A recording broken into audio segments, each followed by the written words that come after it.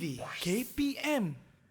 Hai, Assalamualaikum warahmatullahi wabarakatuh dan salam sejahtera diucapkan kepada seluruh penonton Didik TV KPM. Anda bersama saya, Aiman Sufian Azman. Pada hari ini, kita nak mempelajari topik apa ya? Pastinya topik yang cukup menarik. Tapi murid-murid, macam mana sihat ke duduk dekat rumah tu? Macam mana cuaca kat rumah? Panas ke, sejuk ke, hujan ke, macam mana? Tapi sebelum anda jawab, jom kita saksikan profil guru pada hari ini.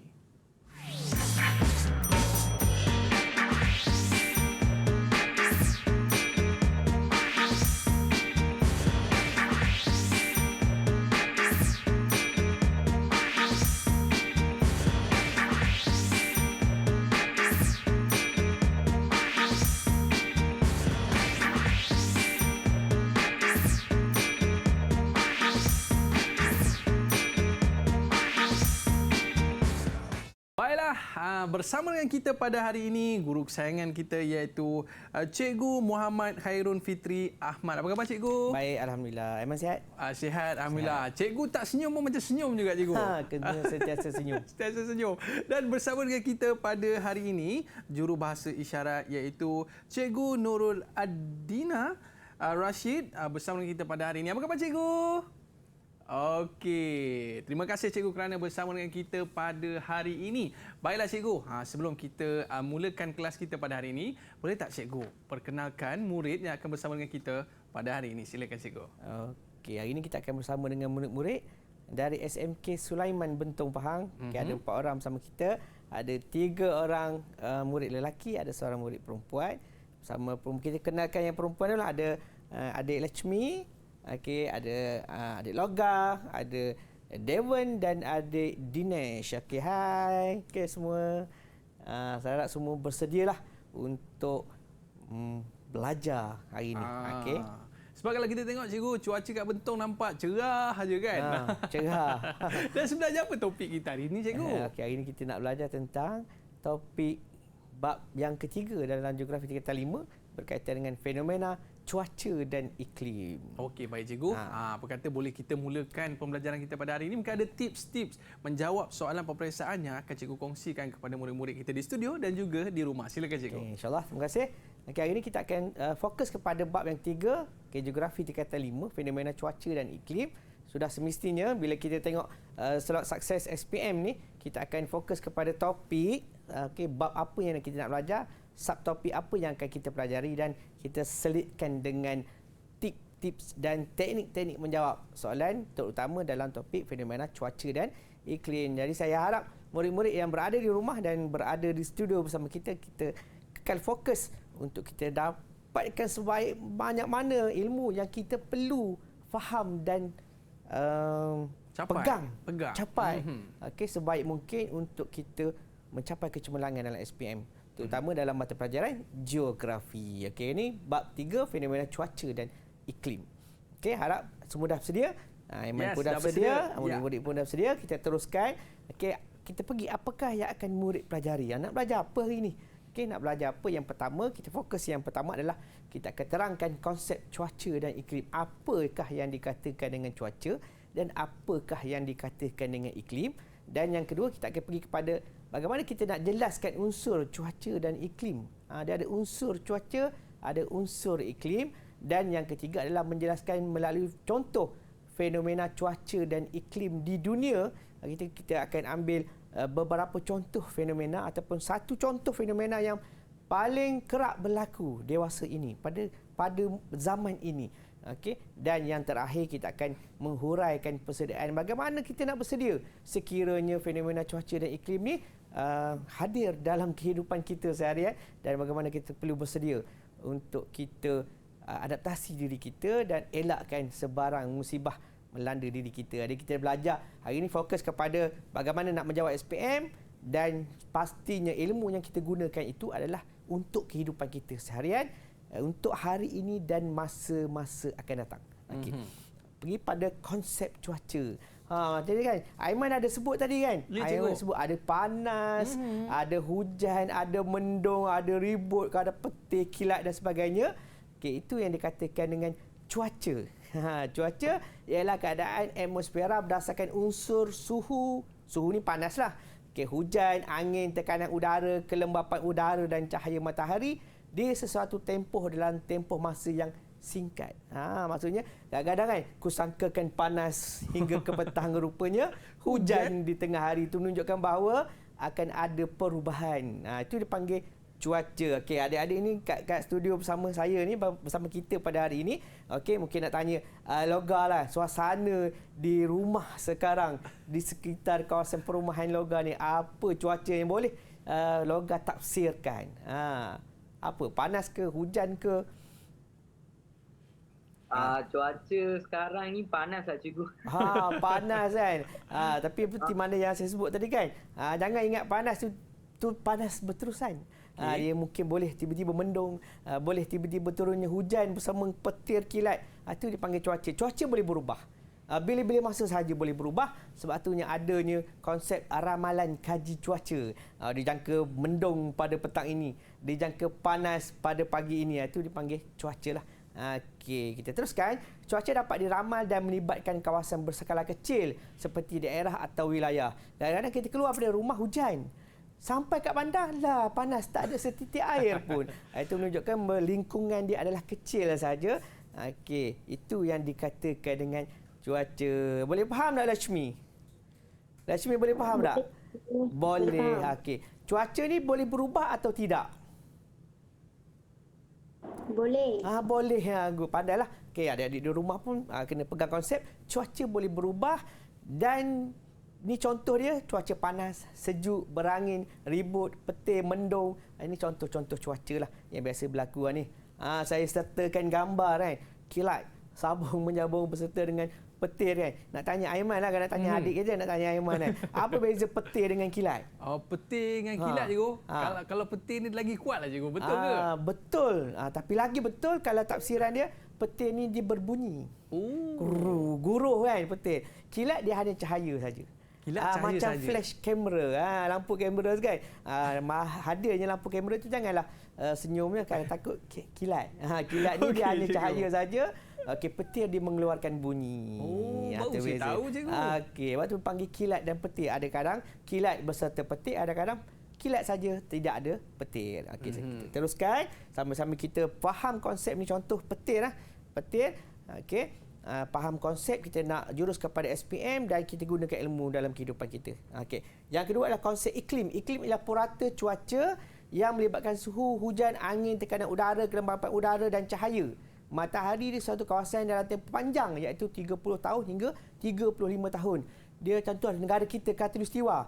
Esok tetap khatulistiwa, minggu depan tetap khatulistiwa, bulan depan tetap khatulistiwa. Itu adalah iklim. Dia tidak boleh berubah. Tidaklah hari ini iklim Siberia sejuk, ada salji turun.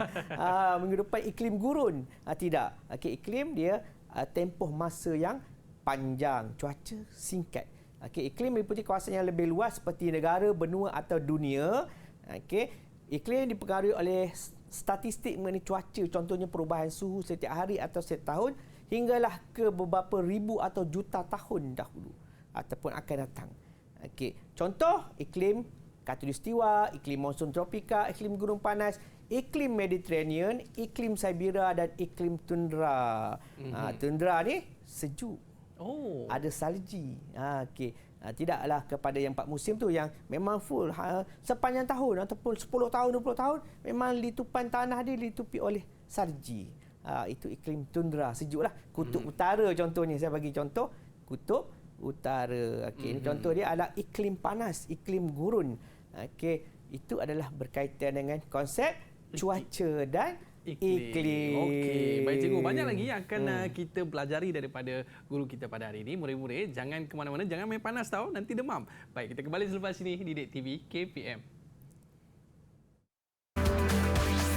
Didik TV KPM.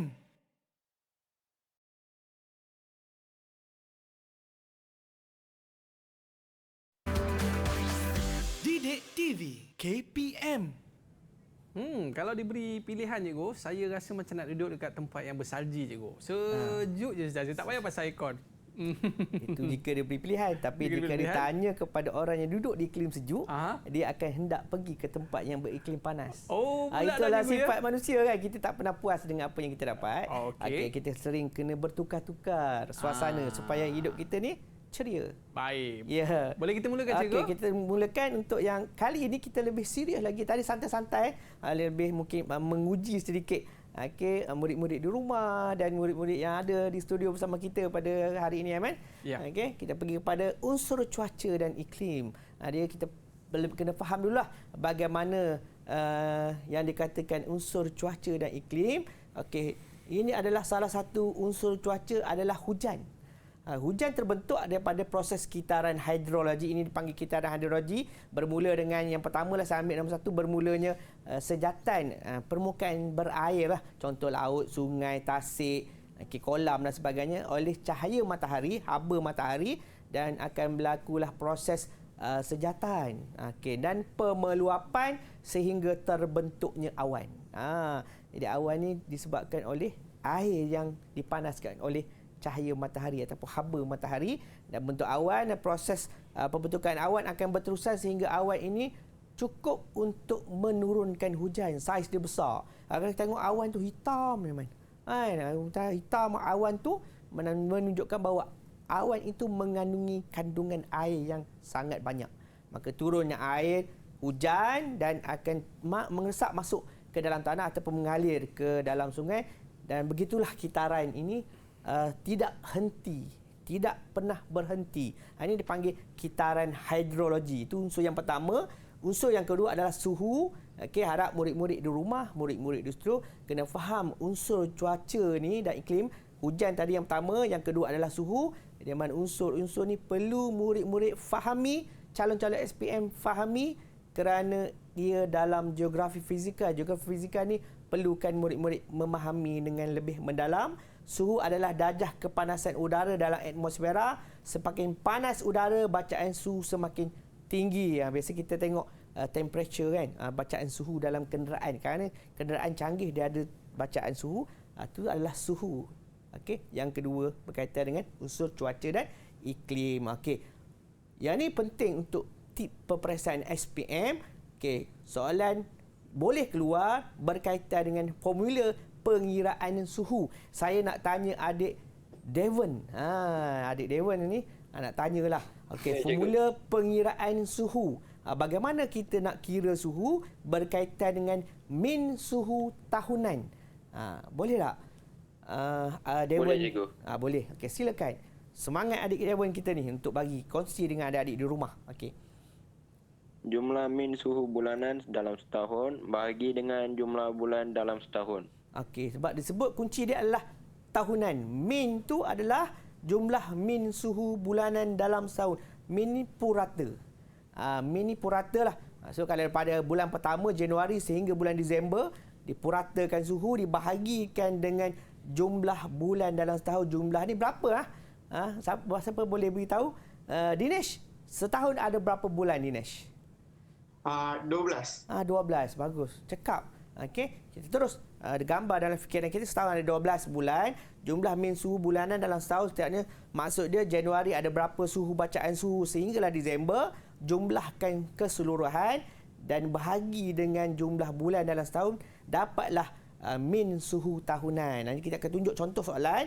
Ini adalah julat suhu tahunan. Julat ni adalah perbezaan suhu paling tinggi dalam satu masa ditolak dengan suhu yang paling rendah dalam satu masa, akan dapatlah dipanggil julat suhu tahunan. Kalau bulanan dalam masa sebulan lah. Kalau harian dalam masa satu hari. Ini kita bagi contoh tahunan. Katalah daripada Januari hingga Disember, suhu dia berbeza-beza. Suhu paling tinggi katalah 33 darjah Celsius, paling rendah 27 darjah Celsius. Jadi 33 tolak dengan 27 berapa, Mas? 33 tolak 27. Ada 6 cikgu. Ada 6. Alhamdulillah. Bagus. Abang Aiman, studio cerdik ni. Adik-adik pun cerdik di rumah. Saya yakin calon-calon SPM pun boleh menjawab sebab dia mudah. Pengiraan matematik mudah lah. Julat suhu tahunan, min suhu bulanan tertinggi tolak min suhu bulanan terendah. Dapatlah perbezaan, itu dipanggil julat suhu tahunan. Ini fokuslah. Dia boleh keluar dalam geografi kertas 1. Soalan objektif. Yang ni saya bagi contoh. Okey, soalan yang kita mintalah adik-adik di rumah sama-sama kita jawab soalan ini. Ini soalan contoh berkaitan dengan bab suhu tadi lah, unsur cuaca dan iklim. Okey. Boleh? Siapa nak jawab? Okay. Ada yang dalam 4 orang ni, Devon ke, Lashmi ke, Loga ke, Dinesh ke? Loga nak jawab. Okey, silakan Loga. Okay. Kalau macam ni nak buat macam mana? Boleh bacakan dulu soalan? Loga boleh Kita bacakan. kena buat, Okey. kalau soalan macam ni, kita Okey. kena buat jumlah minggu bulan dalam setahun Okey. bahagi dengan jumlah bulan dalam setahun. Okey. Nak dapatkan jumlah tu macam mana, Loga? Jumlah tu kita kena bahagilah cikgu, bahagi dengan 12. Okey, bagi dengan 12. Jadi jumlah itu daripada bulan Januari sehingga bulan Disember. Bagus. Jumlahkanlah, maksudnya penggunaan kalkulator tambah. Okay, sebab dibenarkan dibenarkan membawa kalkulator untuk geografi kita 1. Jumlahkan Januari sehinggalah Disember. Okey, dibahagi dengan 12. Berapa, Loga? Jawapan yang Loga dapat. Jawapan dia ialah C 28 Celsius. 28 darjah Celsius. Ditanya min suhu tahunan. Sebenarnya seperti mana yang saya maklumkan tadi, mesti dijumlahkan dan dibahagi dengan 12, dapatlah purata dia 28 darjah Celsius. Bagus, Loga. Bagi tepukan kat Loga. Okey. Tepuk. Wow. Okey. Itu adalah contoh. Nampak dia senang je soalan SPM. Ya, memang senang. Tetapi kalau kita tak faham konsep, kita akan rasa dia susah. Okey. Saya teruskan lagi. Ini contoh dia. Jadual bawah menunjukkan suhu bulanan bagi stesen P. Sambung. Kita nak suruh adik kita sambung. Salah seorang, ada 4 orang calon SPM yang bersama kita pada hari ini. Tadi Loga dah bagi jawapan. Dah tunjukkan cara bagaimana nak menjawab soalan tersebut. Jadi kita tengok yang soalan yang kedua ni. Okey, siapa yang nak? Okey. Siapa cepat. pula nak cuba? Siapa nak cuba? Okey. Dinesh nak cuba? Dashmi nak cuba? Devon nak cuba? Dinesh nak cuba. Dinesh nak cuba. Boleh? Okey. Saya Devon. Devon kat tangan. Dinesh? Okey. Tak apa. Salah seorang. Boleh. Tak ada masalah. Ya, cikgu. Okey, teruskan Dinesh. Macam mana kalau soalan macam ni nak buat macam mana? Kalau soalan macam ni, Okey. min suhu bulanan tertinggi tolak dengan min suhu bulanan terendah. Okey, yang paling tinggi berapa? 33, 33. Tolak yang paling rendah? 22. 22. Dapat berapa? Jawapan dia A, 11 Celsius. Jawapan dia ditanya julat suhu tahunan. Julat dia maksudnya perbezaan suhu yang paling tinggi dengan suhu yang paling rendah. Tolaklah tadi adik Dinesh ada beritahu 33 tolak dengan 22. Okey, pada bulan Julai 33, Disember 22 tolaklah dapat 11. Senang je soalan SPM ni sebenarnya. Yang penting tahu cara je Kena tahu cara, kena fahamlah konsep. Apa kata kunci dia, ditanya tentang julat lah. Kalau ditanya tentang min suhu. Ni macam bonus lah kepada adik-adik yang calon-calon SPM ni. Okey, dah orang bagi bonus, kita ambil lah. Ambil, pastikan kita dapatkan bonus itu untuk mencapai. Okey, kita punya target, sasaran kita adalah A+ untuk SPM. Yes. Mata pelajaran geografi. Okey, itu adalah contoh soalan berkaitan dengan suhu. Kita teruskan lagi, unsur cuaca dan iklim, angin. Okey, angin ialah udara yang bergerak akibat perbezaan tekanan udara antara kawasan yang berlainan. Udara bergerak dari kawasan bertekanan tinggi ke kawasan bertekanan rendah. Macam mana kita pernahlah kita daki bukit, naik kereta daki bukit, tiba-tiba telinga kita rasa berdengung. Itu menunjukkan bahawa berlakunya perbezaan tekanan angin. Okey, tekanan udara. Arah tiupan angin ditunjukkan menggunakan penunjuk arah mata angin. Ini contoh penunjuk arah biasanya diletakkan di atas bangunan. Okey, di atas bangunan menunjukkan mana arah angin itu bertiup. Kalau dia jarum anak panah itu menunjuk ke arah utara lah angin itu bertiup. Kalau ke arah selatan lah angin itu bertiup. Okey, yang ni penting untuk SPM. Tadi kita dah faham. Kita tengok yang SPM lah unsur cuaca dan iklim. Yang ni dipanggil mawar angin. Ni rajah ni kena ingat lah. Adik-adik calon-calon SPM yang berada di rumah, yang berada di studio bersama kita, tolong faham ini adalah rajah mawar angin. Okey, boleh keluar dalam soalan mana? Soalan kertas 1. Okey, kita tengok. Angin lazim merupakan arah tiupan angin yang paling banyak direkod. Lazim tu maksudnya biasa bertiup. Okey, bilangan petak menunjukkan bilangan hari angin bertiup. Maksud petak kan? Ada petak ni, okey, ada angin bertiup.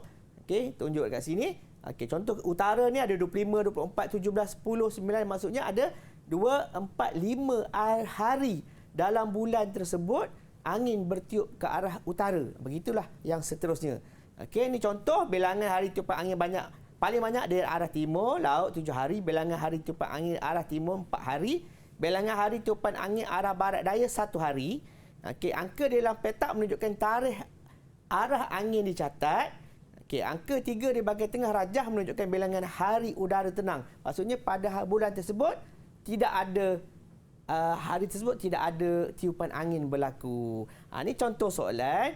Kita silakan adik Lechmi lah.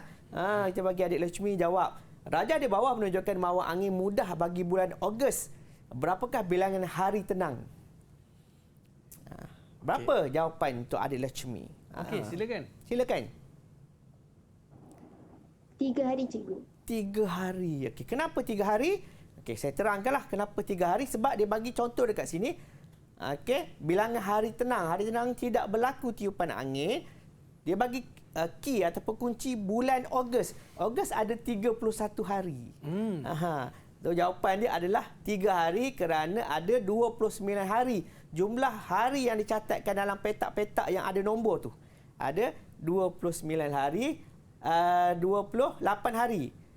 28 hari campur 3 ada 31 hari untuk bulan Ogos. Ini kena faham murid-murid, saya beritahu awal-awal. Okey, rajah ini perlu, tapi saya tak kata ia akan keluar, tapi kena bersedia untuk ni unsur cuaca dan iklim yang lain, hal laju angin, kelembapan udara, tekanan udara, litupan awan dan pancaran matahari.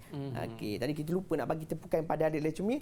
Tahniah kerana dapat menjawab. Baiklah cikgu, banyak lagi yang akan kita bicarakan pada hari ini dan banyak lagi tips yang akan cikgu kongsikan pada hari ini. Murid-murid jangan pergi mana-mana. Kembali selepas ini. Didik TV KPM. Didik TV KPM.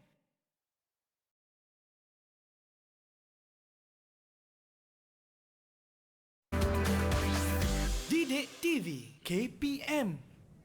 Baiklah, kembali bersama saya Aiman Sufian Azman di Didik TV KPM. Pada hari ini kita dalam mata pelajaran geografi. Kita cerita tentang fenomena cuaca dan juga iklim. Untuk segmen kali ini cikgu, apa yang akan cikgu kongsikan? Okey, hari ini kita nak fokus kepada fenomena cuaca dan iklim dunia. Dunia dan negara kita Malaysia. Apakah fenomena cuaca yang sering mengganggu ataupun menimpa kita lah, manusia, dan apa yang kita boleh kaitkan dengan persoalan peperasaan SPM. Dan tip-tip yang boleh kita gunakan sebagai satu cara ataupun kaedah untuk kita memperoleh markah yang sebaik yang mungkin lah. Saya harap adik-adik yang bersama kita di studio ataupun adik-adik di rumah pun boleh angkat tangan tanda anda dah bersedia untuk kita pergi kepada fenomena cuaca dan iklim di dunia. Saya hanya pilih satu saja yang paling utama, yang dekat dengan kita dan perlu kita beri perhatian, ia adalah banjir. Betul lah cikgu. Banjir sebab sejak akhir-akhir ini kita sering mendengar di kaca TV ataupun mungkin kita pernah lalui sendiri bagaimana banjir boleh menjejaskan aktiviti seharian kita sebagai seorang manusia. Ini adalah punca banjir. Kalau tanya saya, cikgu, fakta ni boleh tak kita hafal satu-satu? Boleh, semestinya. Jatuh hukum wajib. Kena hafal punca banjir. Yang pertama adalah kekurangan kawasan tadahan. Air hujan semakin banyak turun tapi tidak ada tadah, macam kita buka paip tapi tidak ada besin yang menadah, maka air akan bertaburan di atas lantai. Itu konsep yang perlu kita pegang. Sekiranya hujan ini dapat ditampung dengan sebaik mungkin, maka mungkin boleh dielakkan berlakunya fenomena cuaca banjir ni. Itu yang pertama. Yang kedua adalah sungai cetek dan sempit, tidak dapat menampung air hujan yang turun dengan lebat. Maka hari sungai semakin cetek ataupun semakin sempit, longkang makin tersumbat, sungai makin tersumbat. Inilah punca kepada berlakunya banjir. Adik-adik di rumah, adik-adik di studio, ingat fakta ini supaya anda bersedia untuk soalan SPM sekiranya ia ditanya. Okey, seterusnya adalah hujan lebat yang berterusan. Hujan lebat daripada awal tahun sehingga nak jumpa tahun baru. Hujan berhenti, sekarang musim panas, tapi kadang-kadang turunnya hujan dengan jumlah yang sangat lebat dalam tempoh masa yang panjang akan menyebabkan berlakunya banjir kilat. Okey, seterusnya adalah permukaan tanah berturap menyebabkan air tidak dapat diserap ke dalam tanah dan larian air permukaan bertambah. Bila hujan turun, kebanyakan semua kan tar, bersimen. Okey, air turun, air tak tahu nak pergi ke mana. Mana nak pergi, maka pergilah ke kawasan perumahan yang kita duduk, maka berlakulah kejadian banjir. Okey, punca yang kelima. Okey, pembinaan dan pembangunan pesat yang tidak terancang. Kita bina tanpa kita sedar, pembinaan yang kita buat itu boleh menjejaskan kehidupan kita. Okey, yang terakhir, ada tak punca? Siapa boleh beritahu punca banjir yang lain? Siapa boleh beritahu? Dewan? Boleh? Ataupun Loga? Ada nak beritahu? Ya, boleh cikgu. Boleh Dewan. Silakan. Apa punca yang Dewan rasa boleh menyumbang kepada banjir? Kejadian air pasang perbani menyebabkan air melimpah ke daratan. Okey, sama yang kita ada rupanya. Okey. Bagus Dewan, terima kasih. Kejadian air pasang perbani menyebabkan air melimpah ke daratan. Air pasang perbani ni air pasang kat tepi laut. Air laut ni pasang sampai dia melimpah ke tebing pinggir laut, menyebabkannya masuk ke kawasan-kawasan perumahan yang dibina berhampiran dengan laut, dan yang seterusnya adalah saliran atau longkang sempit dan tersumbat. Kita makan gula-gula tanpa kita sedar. Alah, kecil je plastik gula-gula. Makan, tik, buang dalam longkang. Tapi kalau semua orang bertindak sedemikian, maka longkang akan tersumbat. Okay, cara dia, makin kita fokus kepada SPM, tapi kita fokus pada kehidupan kita juga.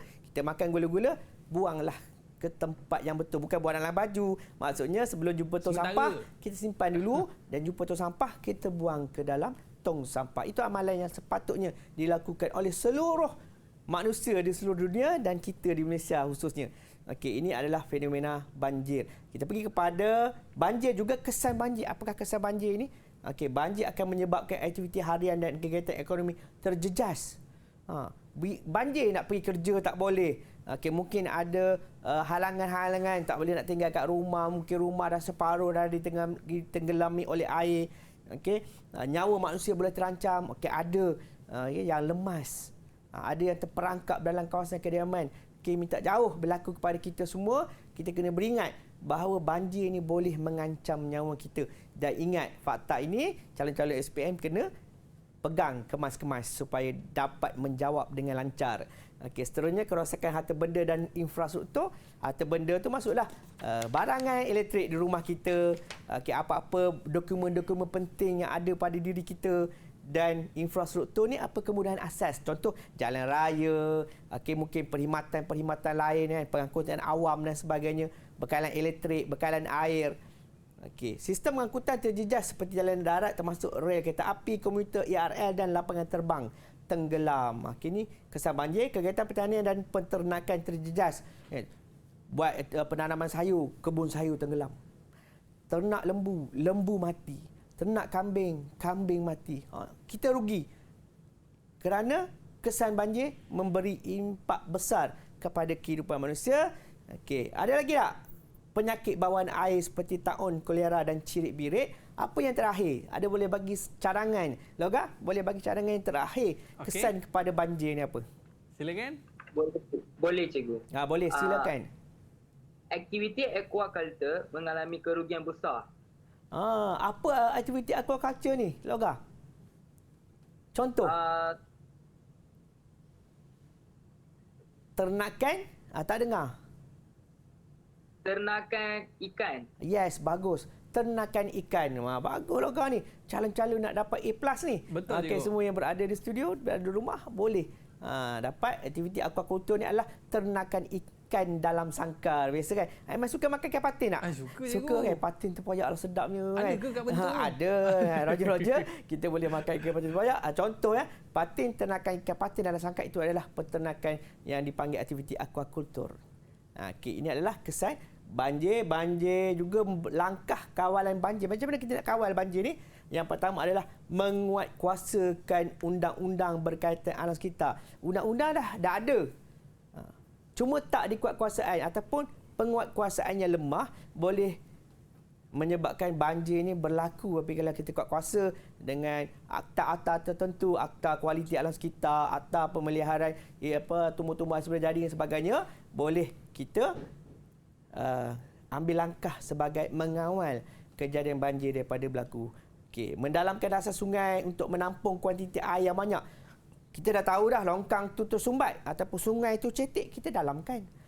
Tebing sempit, kita lebarkan. Longkang penuh dengan sampah, kita buangkan sampah. Maka boleh mengelakkan daripada berlakunya banjir. Okay, memperbaiki sistem saliran dan perbaikan supaya aliran air lancar. Kalau sebelum ini kawasan perumahan, longkang jadi dibina oleh pemaju, cetek. Sekarang mungkin kita boleh buat syarat, longkang di kawasan perumahan perlu dibina dengan lebar dan dalam. Tu kena bagi cadangan. Boleh tak kalau kita bagi cadangan-cadangan sedemikian dalam jawapan kita, Devon? Boleh tak?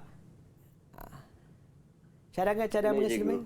Boleh tak kita bagi cadangan-cadangan supaya pihak kerajaan dalamkan sungai, lebarkan sungai, atau pihak berkuasa tempatan boleh sediakan longkang yang lebih besar. Boleh tak kita bagi jawapan dalam jawapan SPM kita? Ya, boleh cikgu. Boleh. Itu dipanggil jawapan yang kreatif dan kritis. Maksudnya cadangan yang boleh diguna pakai dan diterima oleh kebanyakan pihak ataupun semua pihak lah. Okay, bagus. Saya teruskan lagi. Mengadakan kempen kesedaran alam sekitar seperti kempen Cintai Sungai Kita. Cuma mungkin saya menyerulah adik-adik di rumah, adik-adik di studio kan. Bila kita adanya kempen-kempen macam ni, jom kita sertai.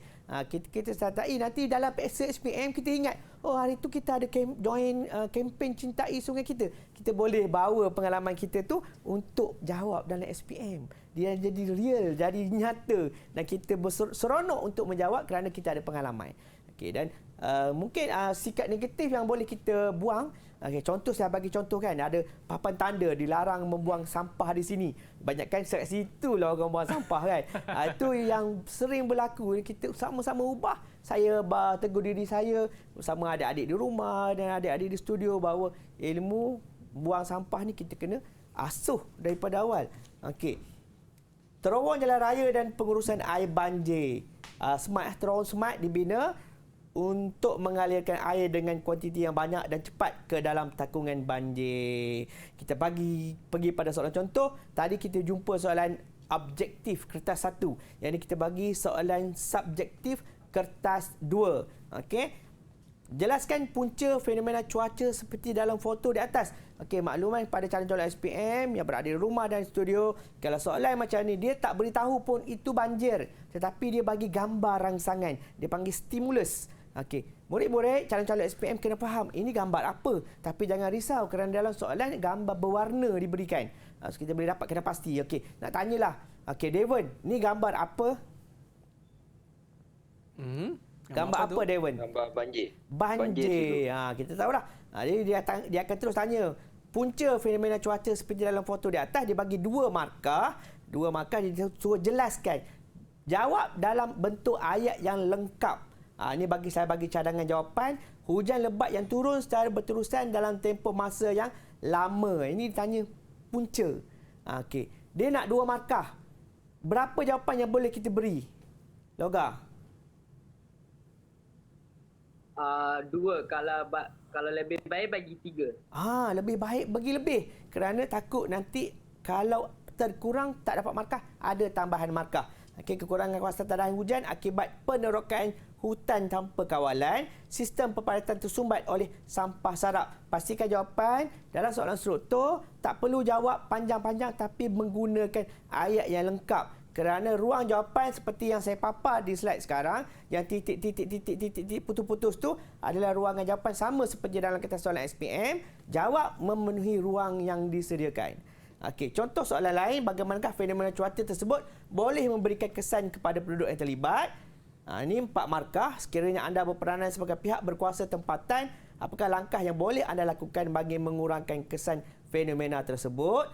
Okey, ini ditanya bagaimanakah kesan kepada penduduk yang terlibat dan langkah yang boleh anda lakukan bagi mengurangkan kesan fenomena. Kedua-dua soalan ini adalah berkait dengan gambar tadi, iaitu gambar banjir. Okey. Cadangan jawapan, okey. Sama juga tip peperiksaan dia menyebabkan kerosakan harta benda seperti kawasan kediaman. Jawab dalam bentuk ayat yang lengkap, tidak tergantung. Contoh kalau awak jawab kerosakan harta benda, tidak ada contoh yang sesuai, akan menyebabkan jawapan itu tergantung dan tidak dapat markah. Okey, kena jawab dengan lengkap. Ini contoh jawapan yang kedua, musnahkan kawasan tanian seperti kebun sayur. Okey, yang ketiga, kemusnahan kawasan akuakultur seperti ternakan ikan dalam sangkar. Dan yang keempat, perkhidmatan pengangkutan seperti jalan raya akan terganggu. Seterusnya boleh menyebabkan kesesakan lalu lintas. Ini jawapan yang kedua tadi, mendalam dan lebarkan peparitan, menguatkuasakan undang-undang. Okey, mendalamkan sungai agar dapat menampung kapasiti air yang banyak dan mengadakan kempen kesedaran alam sekitar kepada masyarakat setempat seperti kempen Cintai Sungai Kita. Ini contoh-contoh jawapan untuk memperoleh markah yang semaksimum yang boleh. Maknanya murid-murid kita kalau dia suka join aktiviti kemasyarakatan, saya rasa mungkin lebih mudah untuk dia nak jawab soalan Ya, cikgu, sebab dia mengalami pengalaman sendiri dan boleh Okey. aplikasi dalam jawapan. Baik cikgu, kita nak berehat seketika. Murid-murid jangan ke mana-mana, kembali selepas ini dalam Sukses SPM 2022. Kembali selepas ini. Didik TV KPM.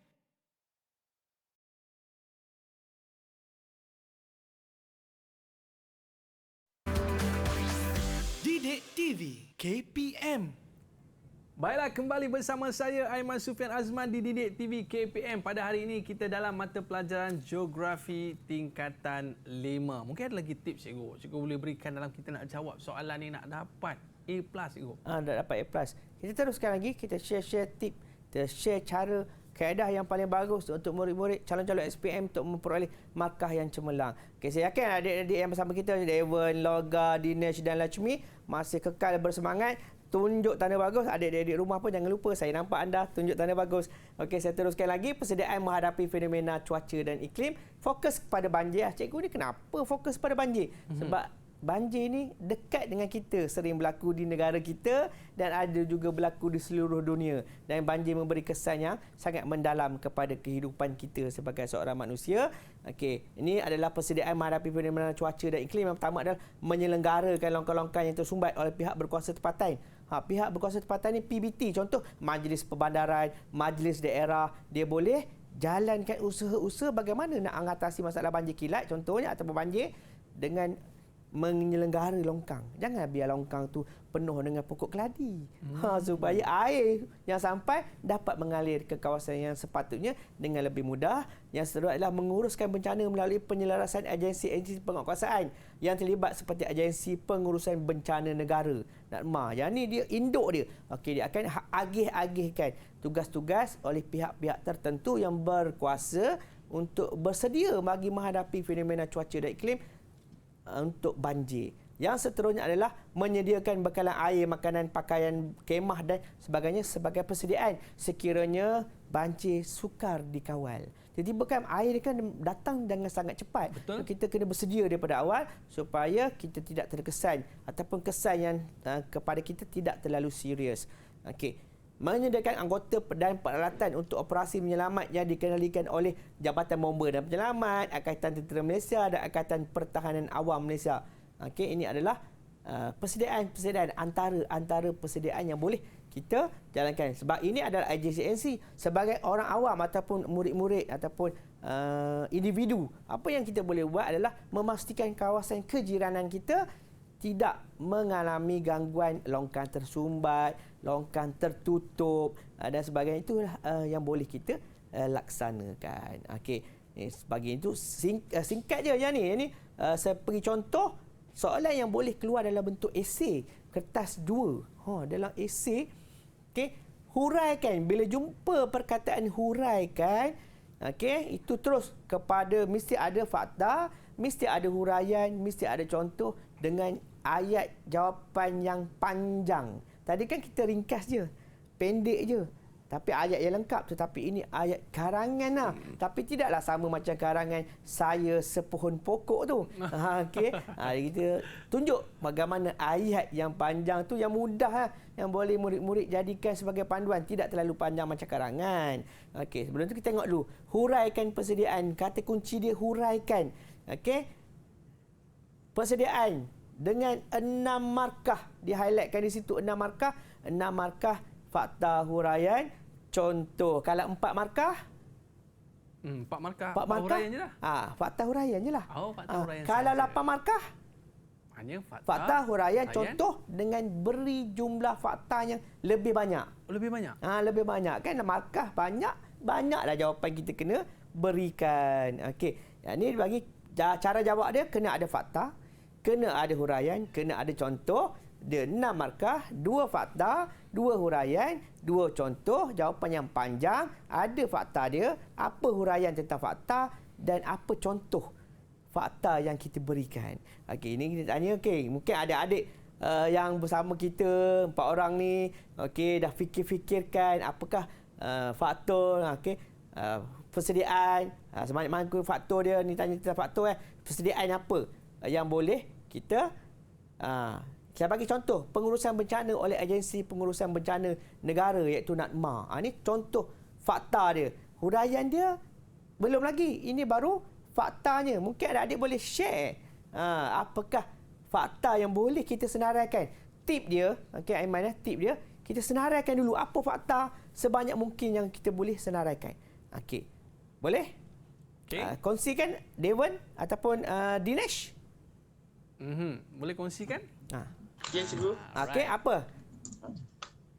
Langkah pertama ialah dengan melaksanakan pengurusan bencana melalui agensi. Senarai lain. Fakta lain. Saya bagi satu contoh. Awak ulang balik apa yang saya bagi contoh tadi. Yang kedua. Apa yang kedua? Menyelenggara longkang yang tersumbat oleh pihak PBT. Menyelenggara. Tulis fakta menyelenggara longkang tersumbat oleh pihak PBT. PBT adalah pihak berkuasa tempatan. Okay, mungkin yang kedua, yang ketiga kita boleh tulis lagi persediaan peralatan dan anggota penyelamat. Okey. Yang keempat, persediaan bekalan makanan dan kelengkapan asas kepada mangsa banjir. Okey, ni saya bagi contoh cara nak jawab. Cara dengan jawapan, mula-mula kita kena tulis mukadimah dia dulu.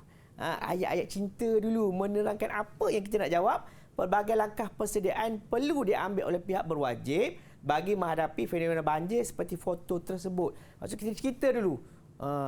Cakap intro dia, pendahuluan. Baru kita pergi pada yang penting. Langkah pertama ialah dengan melaksanakan pengurusan bencana melalui agensi-agensi penguatkuasa yang terlibat. Yang warna biru ini adalah fakta dia. Saya sambung dengan yang warna purple ni, melalui pengurusan bencana yang cekap, saluran bantuan dan pusat pemindahan mangsa dapat diuruskan dengan baik. Okey, yang berwarna merah sebagai contoh, pengurusan bencana dikendalikan oleh Agensi Pengurusan Bencana Negara iaitu NADMA.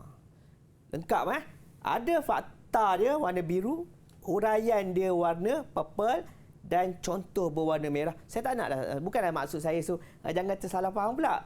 Jangan dalam jawapan nanti tulis warna biru, warna purple, warna merah. Tidak. Maksudnya saya nak tunjuk contoh dekat murid-murid, calon-calon SPM yang berada di studio, yang berada di rumah. Begini cara nak jawab. Tidaklah panjang. Tapi kita jawab tepat, perincian yang lengkap berserta dengan contoh, dapatlah 3 markah. 1, 1, 1. Ni langkah yang pertama. Kita sambung dengan langkah-langkah yang kedua. Adik-adik di rumah dengan adik-adik di studio. Tadi kita dah bagi dah 4 isi. Cuba tulis jawapan untuk menghasilkan ada fakta dia, ada huraian dia dan ada contoh. Mungkin ada tips yang cikgu nak kongsikan di akhir-akhir kita ni. Mungkin ada rumusan yang boleh kita buat. Okey, kita fokus pada tip bab yang ketiga di fenomena cuaca dan iklim ni. Penting ke cikgu bab ni? Penting. Bolehkah dia keluar? Mungkin boleh dikeluarkan. Okey. Kenapa? Sebab dia dalam geografi fizikal dan tidak terlalu sukar untuk murid-murid calon-calon SPM faham. Jika faham, keluarlah soalan yang berkaitan dengan ini, anda akan dapat bonus untuk mencapai kecemerlangan dalam SPM.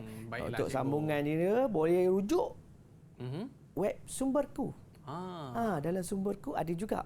Dan boleh bertanya dengan saya, mungkin kat ruangan-ruangan ataupun media-media sosial lain boleh bertanya. Okey, dan boleh cuba tadi fakta tadi untuk lengkapkan soalan esei. Baiklah, kita nak ucapkan jutaan terima kasih kepada Cikgu Fitri. Seronok kita belajar dengan cikgu ni kan. Sebab apa? Semuanya berkaitan dengan kehidupan seharian kita. Betul cikgu? Ya. Dan juga kita nak ucapkan terima kasih kepada murid-murid kita yang sporting, jawapannya bagus, jawapannya betul. Tahniah kepada anda semua. Dan juga kita nak ucapkan terima kasih kepada murid-murid yang berada di rumah. Jangan lupa buat latihan dan anda akan sukses dalam SPM. Kita jumpa lagi. Bye-bye. Assalamualaikum warahmatullahi wabarakatuh. Bye bye.